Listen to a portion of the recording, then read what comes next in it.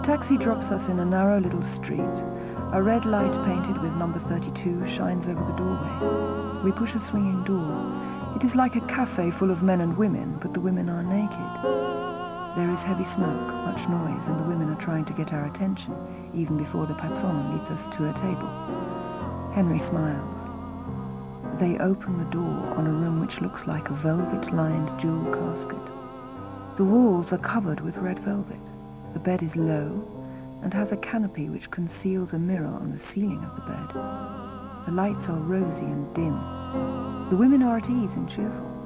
They are washing themselves in the bidet which is in the room. It is all done casually and with so much indifference that I wonder how one can become interested. The women are joking between themselves. The big woman ties a rubber penis around her waist. It is of an impossible pink. They lie on the bed after slipping their shoes off, but not their black stockings.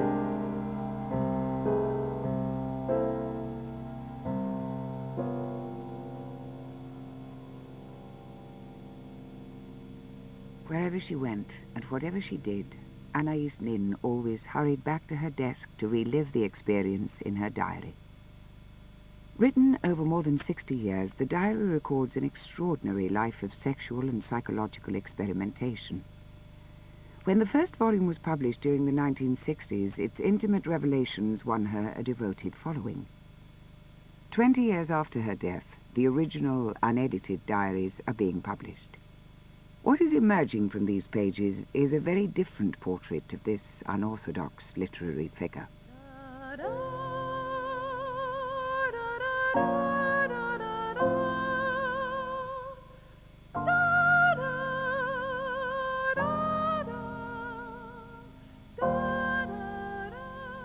Anaïs's best friend was her diary. As a girl in New York, she spent long, introspective hours at her writing desk. When, aged 20, she married her sweetheart, Hugo Geiler, he had to accept that Anaïs and her journal were inseparable. Loving husband, little house, and sweetest home. Oh, I am happy, so happy. And my love is happy too. I can see it in his eyes and in his eagerness to come home at night. He has told me that I have given him more than he ever dreamed of, that I have filled his life with sweetness. Hugo became a banker and was posted to Paris. For Anaïs, it was a long-awaited homecoming to the city of her birth. At first, she was shocked by the open sensuality of the Parisians. She told her diary she found the city too modern. But her brother noticed her growing sexual curiosity. She had to experience things, everything, at first hand. She couldn't take somebody else's word for it. And that's a very heady proposition for a young married woman. Surrounded by all kinds of temptations, should we say? I know it's an old-fashioned word, but it's a fairly good word. Went to the embassy yesterday. Hot, languid, crowded. Argentine tangos, sad singing, handsome women in black furs, jewelry, lames, and velvets. The men possess the same languid, caressing manner and ardent eyes as women who are professional lovemakers. I feel it wrapping me like a perfumed, insidious smoke. This young man who was getting people to open trusts for the National Bank had a lovely young wife, and they were invited, always invited everywhere. And Anaïs got a little bit tired of being the young executive's beautiful young wife. In 1930, they moved to the Parisian suburb Louvciennes, to the house Anaïs was to call her laboratory of the soul. Anaïs buried herself in her writing. Bored by Hugo and his banking career, she craved the company of other artists. One night, she invited the penniless American writer Henry Miller and his wife June to dinner. Startlingly white face, burning eyes. June Mansfield, Henry's wife. As she came towards me from the darkness of my garden into the light of the doorway, I saw for the first time the most beautiful woman on earth. Her beauty drowned me. As I sat in front of her, I felt that I would do anything mad for her, anything she asked of me. Henry faded. She was color, brilliance, strangeness. So here is this wild woman, June, with the ragged holes in her stockings and the black makeup running down her face and the green nail polish, reeking of beer and sex and who knows what other bodily smells. And as far as Anais was concerned, this was the most artistic woman she had ever encountered. This was the pure artistic soul. After an intense flirtation with June, Anais turned her attention to June's husband. Convinced Henry could be a great writer, she resolved to help him. Henry praised her diary, and what began as a literary passion soon turned into a raging affair. Well, I've always described Miller as being the genius without talent. I said that to you yesterday, and I repeat it today because I'm rather pleased with that description. I never liked him very much, but of course that could have been my jealousy of another man intervening in my sister's life. He knew that Anais had no money and that it came from humor. He knew that when Anais gave him a typewriter, she was staying without a typewriter. Dinner invitations were always accepted. He never brought anything to Anais that I can remember. And he was a spender, a very professional spender. Henry represented enormous excitement, new adventure to her, and she tended to ignore the negative parts of his character, the fact that he was living off other people and was essentially a very self-centered man. She found him wonderful company, and certainly an exciting sexual partner. I stumbled because of inexperience, dazed by the intensity and savagery of those hours. I only remember Henry's voraciousness, his energy, his discovery of my buttocks, which he finds beautiful, and oh, the flowing of the honey, the paroxysms of joy, hours and hours of coition, equality, the depth I craved, the darkness, the finality, the absolution. The core of my being is touched by a body which overpowers mine, inundates mine, which twists its flamed tongue inside of me with such power. He cries, tell me what you mean, and I cannot. There is blood in my eyes, in my head. Words are drowned. I want to scream savagely, wordlessly, inarticulate cries without sense from the most primitive basis of myself, gushing from my womb like honey. I once said at my own dinner table, if I have to read one more description of Henry Miller's glowing member, I don't think I can do another day's work. But he was sort of this idealized sex organ. And she was always talking not about a sexual relationship of two people sharing an experience, but always of being taken, of giving, of sort of being the doormat, the receptacle, the vehicle into which this man poured his sexual energy. I have only 3 desires now: to eat, to sleep, and to fuck. The cabarets excite me. I want to hear raucous music, to see faces, to brush against bodies, to drink fiery Benedictines. Beautiful women and handsome men arouse fierce desires in me. I want to dance, I want drugs. I want to know perverse people, to be intimate with them. I never look at naive faces. I want to bite into life and be torn by it. Henry does not give me all this. I have aroused his love. Curse his love. He can fuck me as no one else can, but I want more than that. I'm going to hell, to hell, to hell. Wild, wild, wild. Assuring Henry she was faithful, Anais experimented with other lovers, men she met in cafes, even her husband's banking colleagues. She began an affair with a Peruvian communist, Gonzalo More. Anais used Hugo's money to support him and to buy a houseboat. In her diary, it became the location for their idyllic encounters.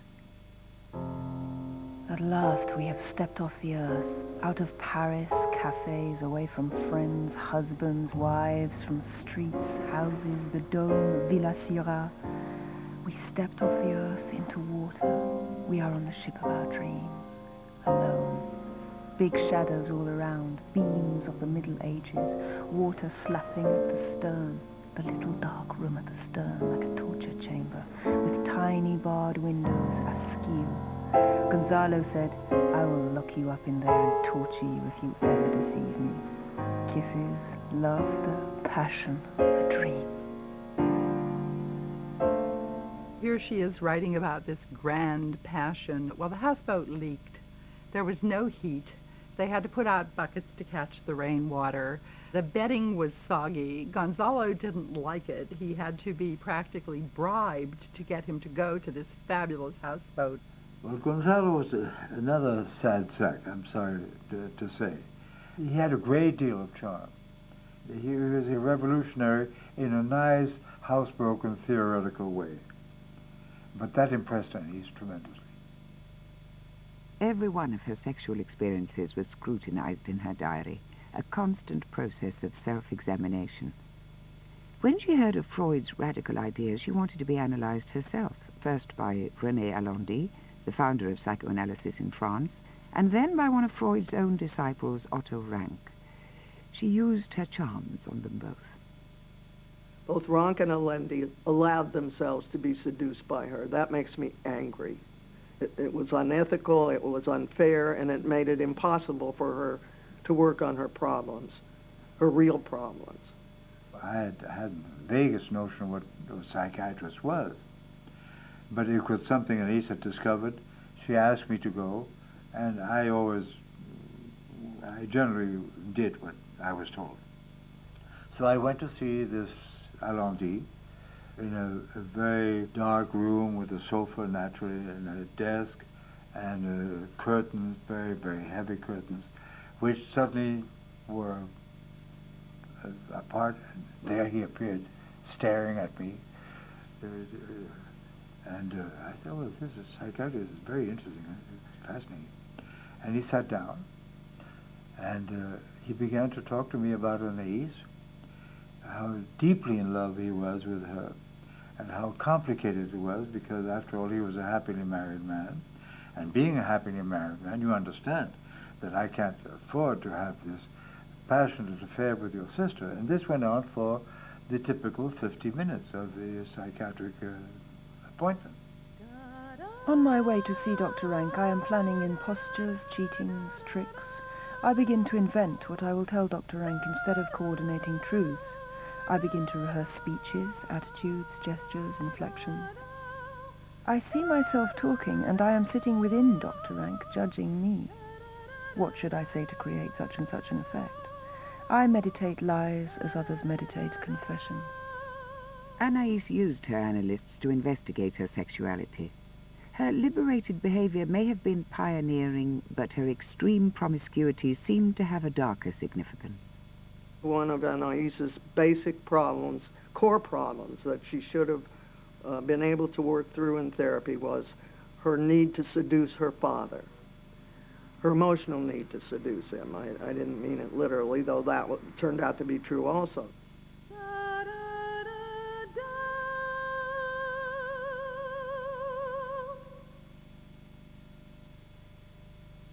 Mom, can I watch TV? Yes, but don't sit too close. Mom, can I have a biscuit? Yes. For 20 years, Anais Nin had fantasized in her diary about the father who had abandoned her. Joaquin Nin, a penniless Spanish musician, had married Anaïs's mother, an heiress, when he was 21 and she was 30. 10 years later, when the money was gone, he deserted his young family. In the beginning, he adored the daughter. This was his little princess, and he played games with her.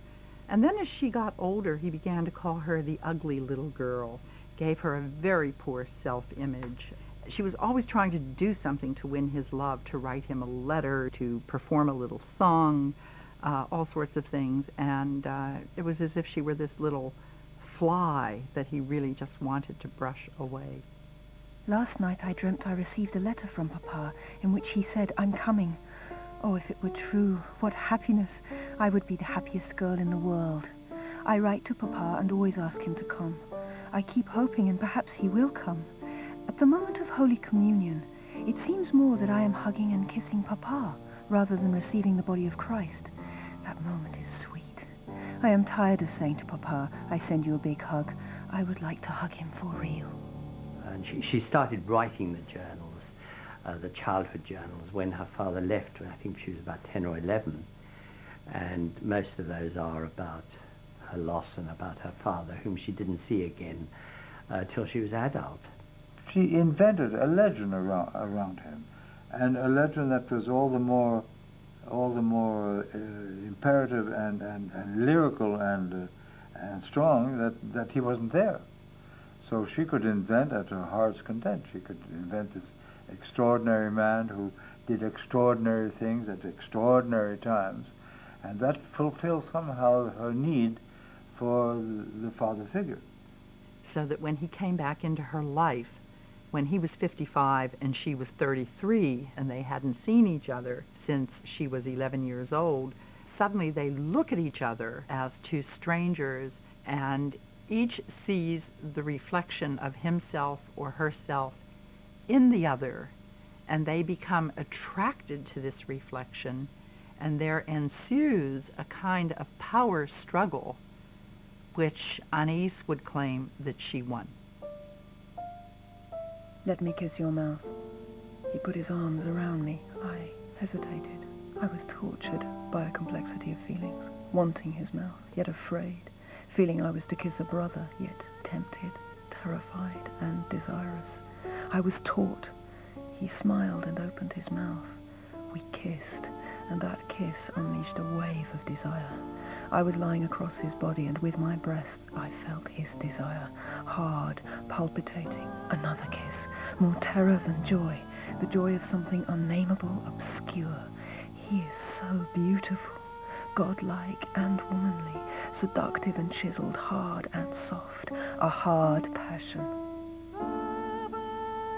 One can hear heavy piano chords playing in the background, feelings of guilt and transgression and crossing boundaries.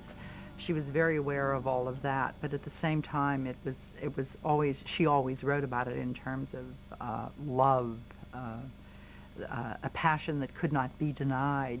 I wasn't desperately shocked, I mean, because, you know, they were both, the father sounded about the same as she was. They were both narcissistic, and they were really more or less having sex with themselves, I suppose, up to a point. I can see a psychiatrist saying to her, you know, in order to get rid of your imperative attachment to your father, you should write about him and write all the things that you would have liked to have happened to you.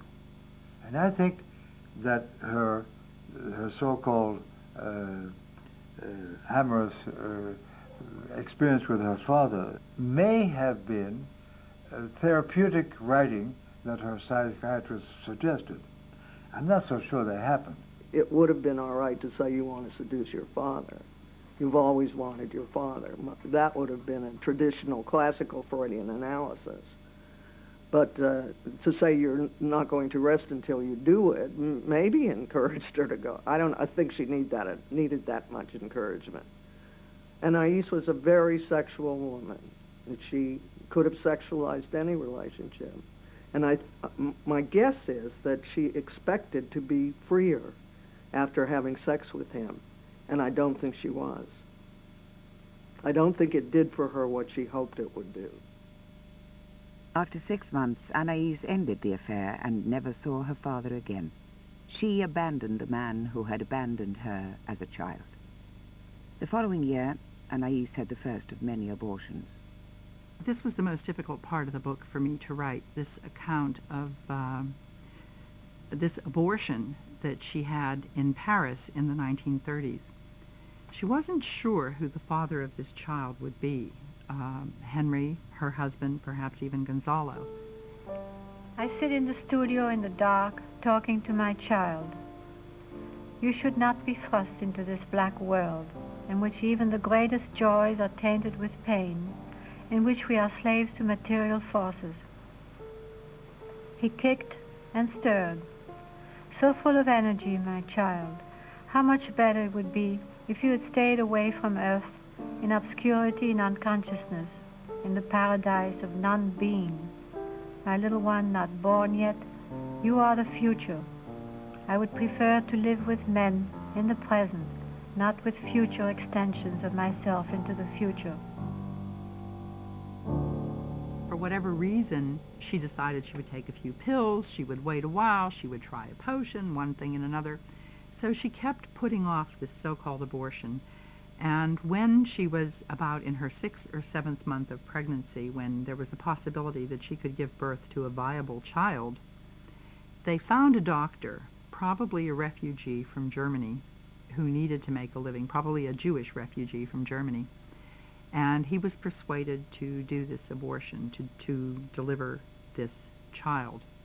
I was wheeled to the operating room, legs tied and raised, the pose of love in a cold, white operating room, with the clatter of instruments and the smell of blood in my eyes. A tunnel, I push into this tunnel, I bite my lips and push. There is fire, flesh ripping, and no air out of the tunnel. The child is not a child. It is a demon, lying half-choked between my legs, keeping me from living, strangling me, showing me. And they talked to each other while I rested. Then I pushed until I heard the bones cracking, until my veins swelled. Till 8 o'clock, I combed my hair. I powdered and perfumed myself and painted all my blood is spilling out. Push, push, it's coming, it's coming. I feel the slipperiness, and then sudden deliverance, and the weight is gone. Here is this curious episode in which she's in a theater of her own creation, and the hospital bed is her stage, and she's got her eye makeup on and her beautiful lace bed jacket, and all the men have come rushing to her side. I think even Otto Rank was there. I think he was involved in this episode. He might have been one of the ostensible fathers of this poor dead child. Anais reworked the diary account into a short story called The Birth. Critics praised it as an honest, personal account of abortion by a woman. Everyone in the world sympathized with Anais Nin. For years and years and years, she got such sympathy for this truly callous episode. However, for the first time, and many would argue the only time, she turned it into pure art.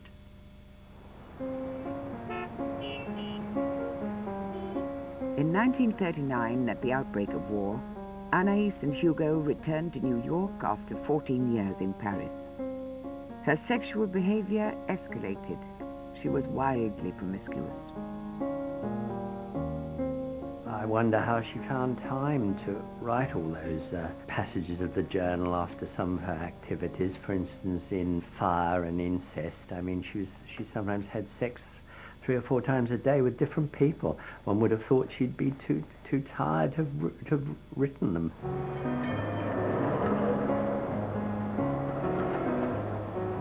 And we passed an old-fashioned garage. I don't think we have many of them anymore. But it was a garage where people parked their cars and also had work done on them, mechanical work. And just in passing, she said, "Oh, I know this place very well. I have sex with all the men there." That's how she was. As well as writing the diary, Anais fictionalized her experiences into a series of novels and short stories. Her style had found little favor with publishers. She was becoming desperate for recognition. When we first knew her, she was very unhappy because she had not been recognized in any way in this country, and she felt resentful and envious of young men like Gore Vidal who were getting published automatically, and nobody would publish her. here in this country especially, it was all Hemingway, realism. And Anais' style of writing was more aligned with European writing, more imagery, more fantasy. Determined to be published, Anais bought a press and began to produce, distribute, and advertise her own work herself. Printing was hard work, and she often stood at the press for up to 12 hours a day. Each book was a labor of love. Hugo devotedly financed the operation, but Anais was about to fall in love with another man, a young, unemployed actor. It was very strange. We met in an elevator in a rather posh apartment house in New York, and we just looked at each other, and we laughed later. We looked at each other, and that was it. But the fates were with us, and we got out at the same floor and discovered we were going to the same party. Anais and I went off in the corner and talked with each other all evening, and all the men there were furious because they wanted to talk with Anais. They said, why are they spending all their time away from us? When Rupert announced he was going to Los Angeles to become a forester, Anais decided to travel with him. And so I said, well, I'm driving to California in a couple of weeks. Why don't you come with me, and I'll show you the real United States. The first mile of driving under a tunnel, a little surprised to find ourselves traveling together, Rupert and I, both of us exhausted from the strain of breaking away from New York. He is tense, while keeping up a pretense of serenity and nonchalance. He is acting, I feel, most of the time. What is he acting?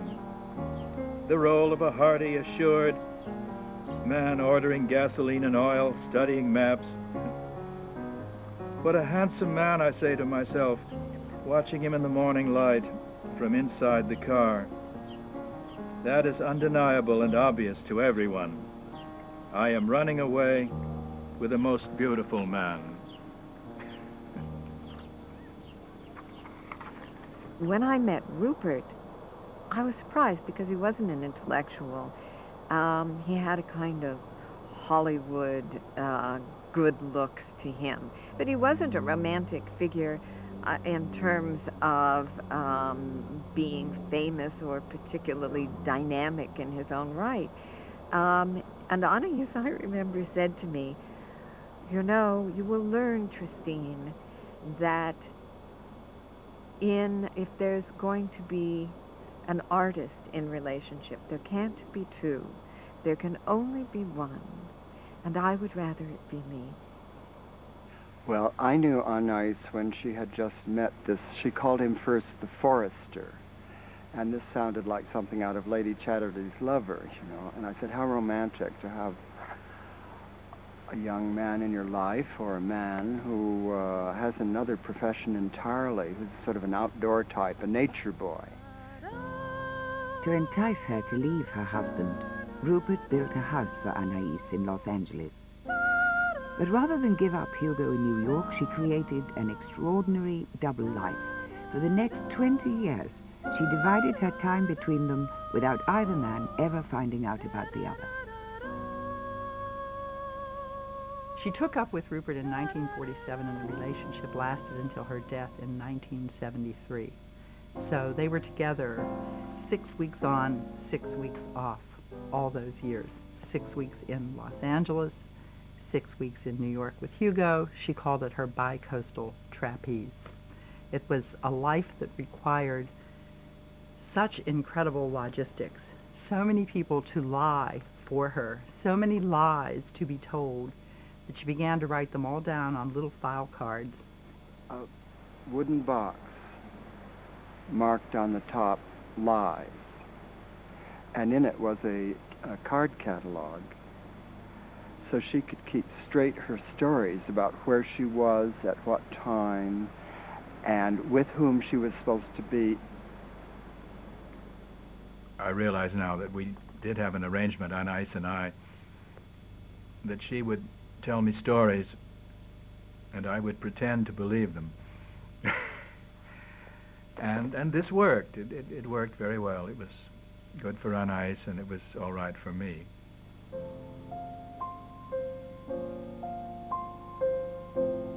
Rupert believed Anais had divorced Hugo. He kept asking her to marry him.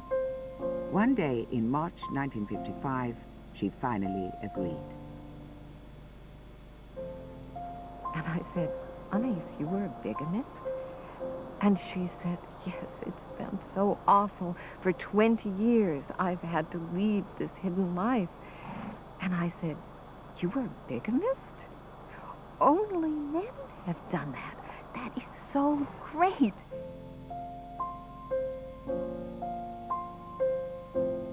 And there was quite a contrast between the two husbands, certainly. Anais and Hugo came here to dinner on a number of occasions, and they seemed like an old married couple, but they seemed quite devoted to one another. And then I went out to L.A., where I was met by Rupert and Anais in Rupert's Silver Thunderbird. Well, it was quite a contrast indeed. The Thunderbird rolled up, and there was Anais in a flowing orange raw silk dress, and Rupert was wearing a shirt to match. And Anais seemed many years younger. Anais enlisted the help of a number of her friends to carry on this deception at both ends. I told Hugo she's here or there, whichever excuse I could think of. But that, I don't call it a conversation. She only asked me where Anais was. But I remember the voice distinctly. It was a voice that sounded pained, because he was always looking for Anais. I resented that he held on to Anais so long, because I'm sure that he knew of our relationship, and Anais asked him many times for a divorce. Well, they adored each other. People are surprised to hear me say that, because some people have the notion that she stayed with him out of some kind of obligation, but that's not so. She really loved him. There were times that she wished that she didn't have two men. It was a very complicated life. You had to do some maneuvering to get around it, which she did very expertly. But she loved him. She couldn't leave him. She couldn't leave either one.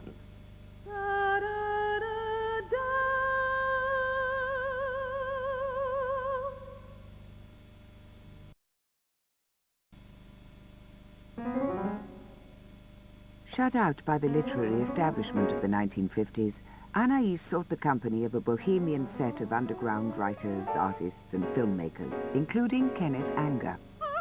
She appeared in his recreation of one of their more bizarre parties. Sometimes we prepared for a party for months. We devoted our lives to the party as though it were a theater performance. It was a theme party. It was called a Come As Your Madness party, and notice was given well in advance so people could prepare their costumes. And her house in Malibu was really packed. But it was wonderful to see that people's idea of madness in Southern California and Hollywood was to become principally dressed as gods and goddesses. I mean, talk about ego. So Anais came as, bare to the waist, topless, but with painted Mayan hieroglyphics on her adolescent-appearing bosoms. And she had a head in a bird cage. And her entrance was spectacular, because she opened the door to the cage and pulled out of, or so it appeared, pulled out of her mouth what Curtis called the ticker tape of the unconscious. And on that tape were written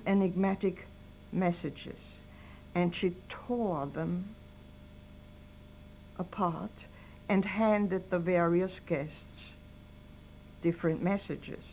Kenneth Anger was not there when we entered. He was waiting in the bedroom with a lighted candle and asked Renata to let him know the propitious moment to make his entrance. Busy with guests, Renata forgot him. When she remembered, the candle was burnt halfway, but Kenneth made his propitious entrance and everyone stood still to look at him as they had stood still when I came in. I think in the 1950s, this little subculture, this group, was insufferably arrogant about everything that wasn't us. Anais Nin is posing for me. She is poetry personified. I ask her to read for me. I am the other face of you. I am the other face of you. I am the other face of you. In 1966, Anais Nin's diary was published in the midst of a sexual revolution. Readers were delighted by what appeared to be a totally frank account of her life in Paris and her affair with Henry Miller. In fact, it was a heavily edited version of the original. Even Hugo had refused to be included, making it appear to readers as if she'd never been married at all. Someone asked me to pronounce my first name 3 times. At the age of 63, Anais Nin had finally become a famous writer. It's Anais. Anais. Anais. Today on Camera 3, a journey through a remarkable world, a world patiently constructed day by day over a lifetime. The diary totals now over 150 volumes and still being written. It records the odyssey, internal and external, of a little girl raised in Paris, daughter of the pianist-composer Joaquin Nin. He was overjoyed that although he was prevented from training us, our blood obeyed him. One child carried on my father's scientific interest, another his musicianship, and I his talent for living. The game was over. The game was finished. Life began in earnest. It was very serious, and it was very important to Anais. At this point, I believe that Anais had written a credo, and that she felt that what she had to say should change the world. She was on a crusade. All she wrote about were these lovers, Henry Miller and Gonzalo, and it seemed as if she had the kind of life which we women in the 60s were also living. And the fact that she had lived it, survived, she had become a celebrated person, and that disaster had not befallen her. In fact, she was still advocating that kind of lifestyle for women. That was inspirational to us.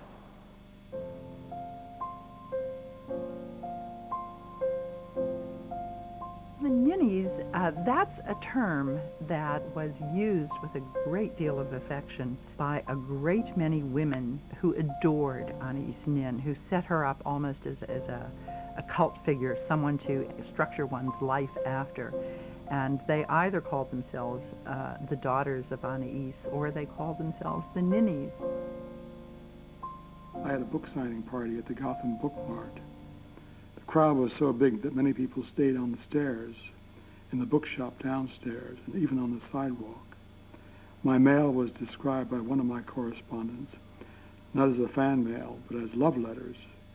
Suddenly there was joy, celebration, praise, invitations to lecture, flowers, interviews. Once she got a foothold into being published and being famous, she really worked at it as a sort of major PR operation. She loved fame. I mean, she was addicted to it. She didn't drink, she didn't take drugs. Her drug was fame. She always wanted to be a famous writer. Anais is most famous today not for her diary or her novels, but for the erotic stories she'd written for a private collector during the 1940s. And I said, oh, this is wonderful. This is going to be a bestseller. This must be published. And then I said, oh, no, absolutely not. I just wrote it for $1 a page. When Henry had a $100 medical bill, I'd write 100 pages. But I wrote it really tongue-in-cheek. I was making fun of this old man who collected porn and kept saying, more porn and less poetry. I convinced her that it was indeed publishable and was not masculine. It was entirely feminine in its insights. She agreed to it with some reluctance, and I was given 800 pages of manuscript to carry off to New York and was told I could do anything I wanted with them. So I set about editing what became Delta of Venus and Little Birds.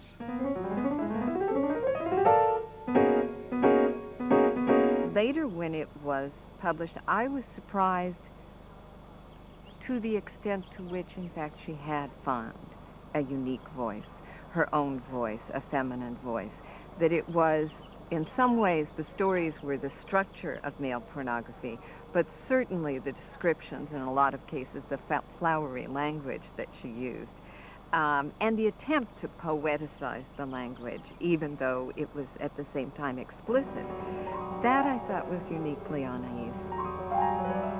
Kiss my eyelashes, put your fingers on my eyelids, bite my ear, push back my hair. I have learned to unbutton you so swiftly. All in my mouth, sucking your fingers, the hotness, the frenzy, our cries of satisfaction, one for each impact of your body against mine, each blow a string of joy, driving in a spiral, the core touched. The womb sucks back and forth, open. I can't breathe this. The idea of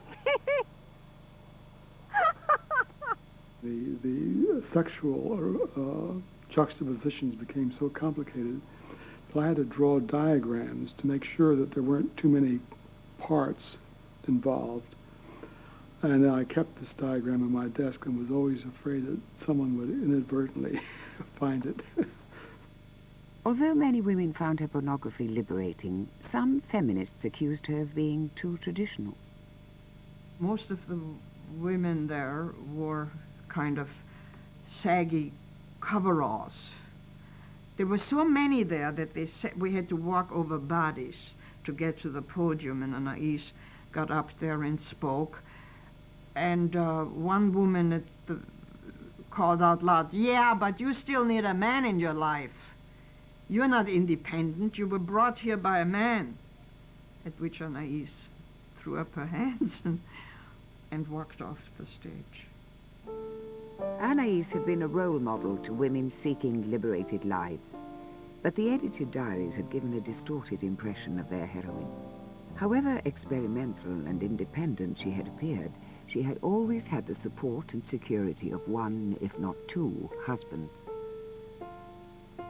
I saw people in the 1970s, based on their reading of the published diaries, leave relationships, homo and heterosexual, abandon children, give up lives of comfort and stability, to go off in search of the great unknown that Anais Nin represented to them. And I see a number of these women today in the 1990s, and they're lonely, they're alone, and they will say, after they've had a few drinks, they made a big mistake. We wanted to be free spirits, as she was. And I think it, especially in the 60s and the 70s, we just, sort of threw off the boundaries and took the big plunge into free sex without any sense of consequences.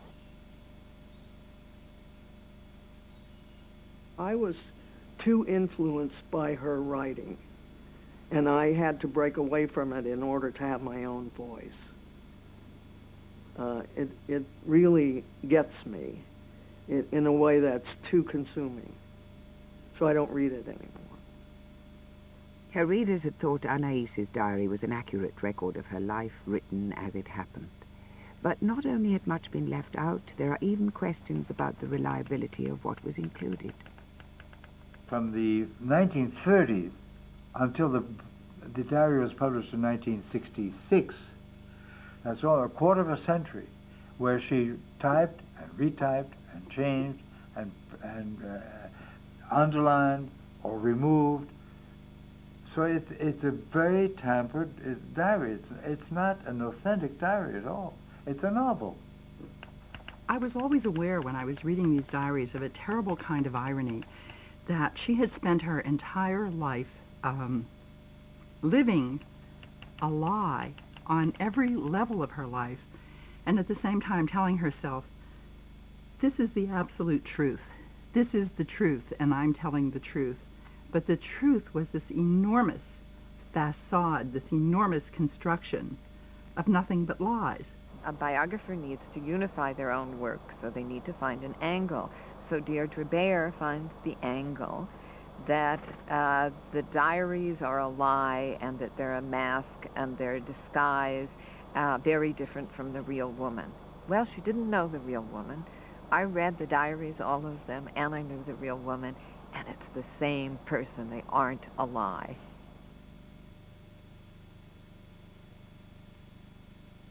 I suspect that she may have presented a different face to different people, but certainly the Anais that I knew seemed quite different from the Anais who appears in the diary, the obsessive, ambitious, humorless woman. I have told you, Anais never lied to the diary. Only to others close to her, and that was always a protective lie, a lie to protect them.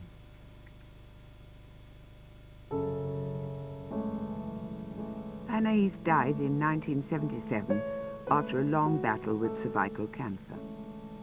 Anais wished her ashes to be scattered at sea in the ocean, which she loved, and the ocean would carry them to all parts of the world. And we set out in this little tiny plane.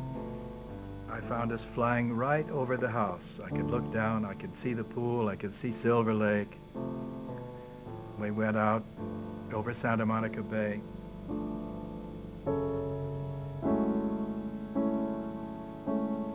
Rupert waited until Hugo died in 1985 before beginning to publish the original uncensored diaries. Readers are learning for the first time of the extent of her duplicities and her affair with her father. My work is so rewarding because I feel I'm with Anais each day as I read the diaries. And of course she is still very much part of this house. She always said that one day the entire diary could be published, the unexpurgated diary. And Anais said, well, all right, that is your task. I want you to publish them when you feel the time is right. Well, I know he thinks that, or he wouldn't be issuing them. I'm sure he thinks that, and I don't have any reason to doubt his saying that. But in the years that I knew her, she would not have wanted that published. I think she would have been horrified to think that her secret diaries have been published during the lifetime of so many people involved.